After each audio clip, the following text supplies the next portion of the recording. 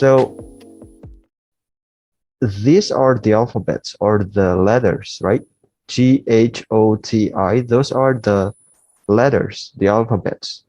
WHY, they are the alphabets, yeah?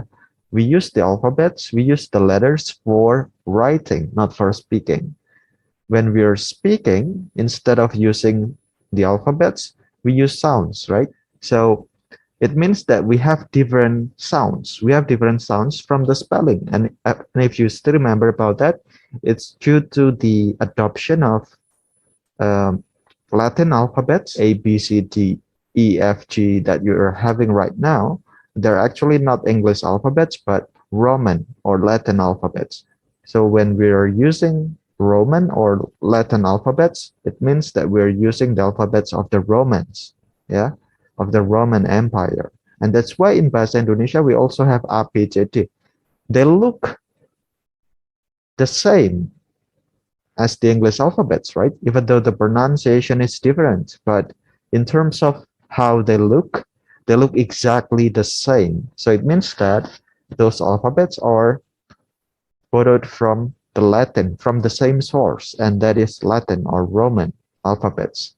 Okay, so both languages, English and Indonesian, they borrowed Roman or Latin alphabets to write the language, yeah, to express the language in a written form. But what about in speaking? Speaking exists, speech exists before writing was invented. So if you learn about history of human history, you will notice that the invention of languages,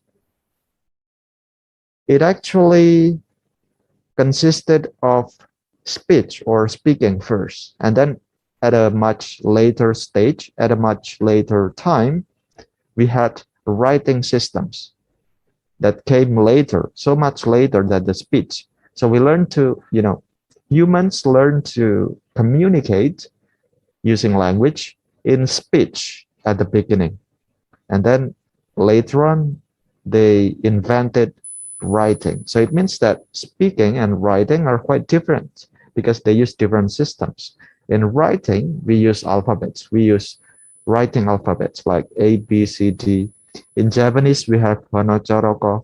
In Thai language, you have, you know, another writing systems, right? And then we have Sanskrit. Sanskrit language has a different writing systems. So it means that spelling, writing system is not the same as speaking. So this is the writing systems. Yes, we have 26 letters from A to Z, but notice that in English, there are actually much more sounds. Unlike in Bahasa Indonesia, we have fewer number of sounds in Bahasa Indonesia. That's why it's a bit more consistent. It's a bit more consistent with the writing system than in English, right?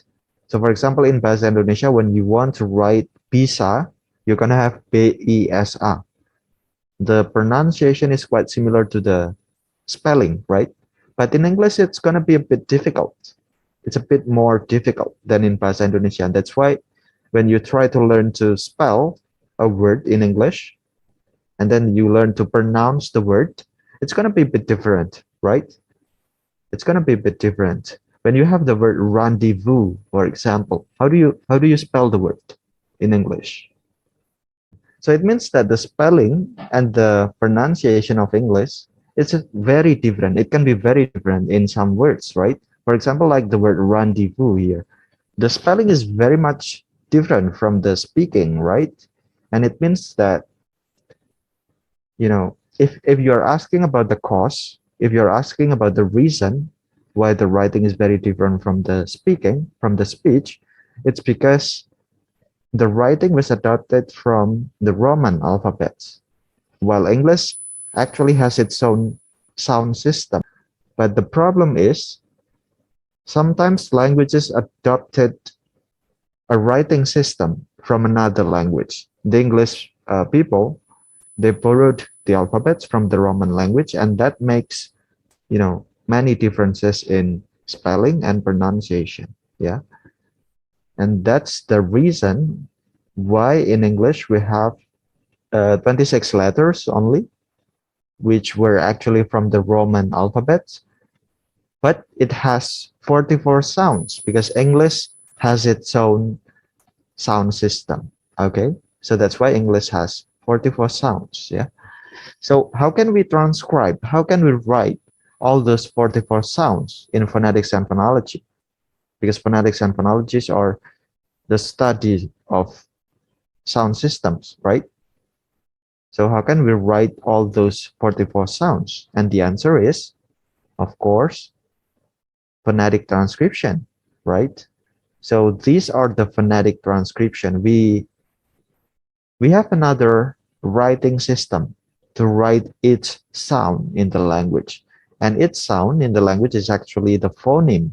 So in English, you have consonant phonemes, you have consonant sound systems, yeah, like p and p.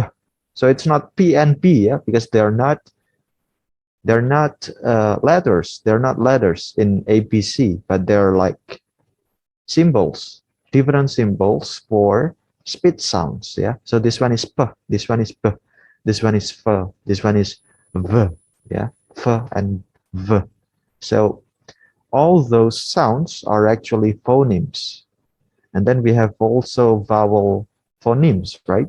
Like these. So this one is e, this one is a, this one is a, this one is a, this one is a. Yeah.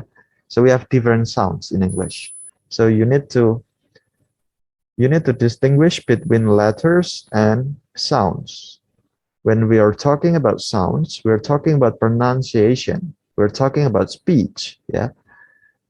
And then when we're talking about letters, we're talking about writing. We're talking about text, written text, yeah. So sounds are for speaking, for pronunciation, while letters are for writing, for reading and writing, yeah. Okay. So that's why when you open the dictionary, you'll find the spelling, the above mentioned, writing here is actually the spelling. These are the ABC, right? You have PHONETICS. Those are the ABCs, right? And then below the word, below the spelling, usually we'll have the phonetic transcription. And those are actually the phonemes because they indicate the sounds of the language, right?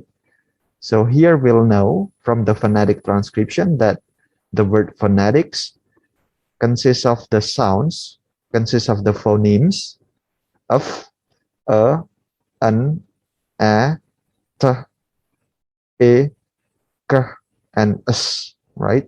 So it becomes phonetics. It becomes phonetics, yeah. But it consists of the letters P, H, O, N, E, T, I, C, S, yeah. So letters are different from sounds or phonemes, yeah.